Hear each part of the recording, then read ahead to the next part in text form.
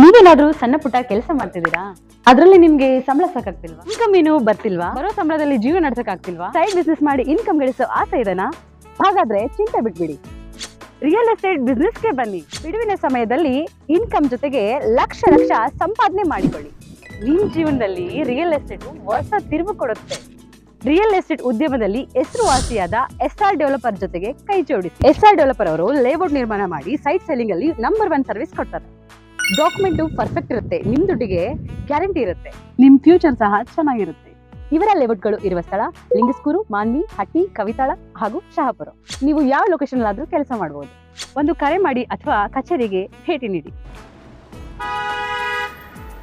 ನೀವು ಒಳ್ಳೆ ಉದ್ಯಮದಲ್ಲಿ ಭಾಗಿಯಾಗಿ ನಿಮ್ಮ ಲೈಫ್ ನ ಲೀಡ್ ಮಾಡ್ಕೊಳ್ಳಿ.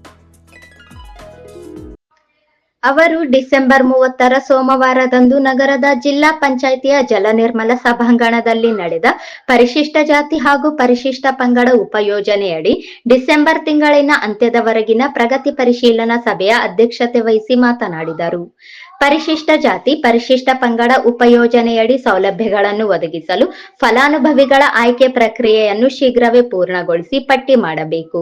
ಅರ್ಜಿಗಳನ್ನು ಆಹ್ವಾನಿಸಿದ್ದಲ್ಲಿ ನಿಗದಿತ ಅವಧಿಯೊಳಗೆ ಪ್ರಕ್ರಿಯೆ ಕೈಗೊಂಡು ಪಟ್ಟಿ ಸಿದ್ಧಪಡಿಸಬೇಕು.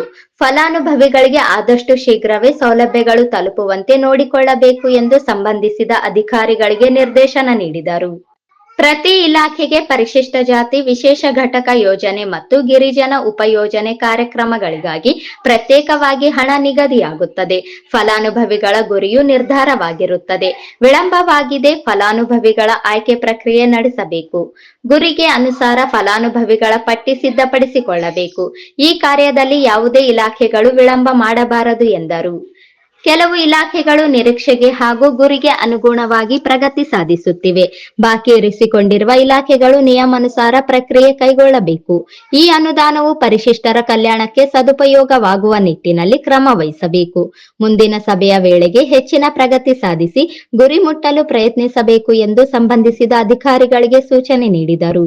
ಸೂಚಿತ ಅವಧಿಯೊಳಗೆ ಕಾರ್ಯಕ್ರಮವನ್ನು ಪರಿಣಾಮಕಾರಿಯಾಗಿ ಅನುಷ್ಠಾನ ಮಾಡಲು ತಾಲೂಕು ಹಂತದ ಅಧಿಕಾರಿಗಳು ಕಾರ್ಯಕ್ಷೇತ್ರದಲ್ಲಿ ತೊಡಗಿಕೊಳ್ಳಲು ಸೂಚಿಸಬೇಕು. ವಿಶೇಷ ಸಭೆಗಳನ್ನು ನಡೆಸಿ ನಿರ್ದಿಷ್ಟಪಡಿಸಿರುವ ಗುರಿಗೆ ಅನುಗುಣವಾಗಿ ಆದಷ್ಟು ಮೊದಲೇ ಸಾಧನೆ ಮಾಡಬೇಕು ಎಂದು ಜಿಲ್ಲಾ ಪಂಚಾಯತ್ ಮುಖ್ಯ ಕಾರ್ಯನಿರ್ವಾಹಕ ಅಧಿಕಾರಿಗಳು ನಿರ್ದೇಶನ ನೀಡಿದರು.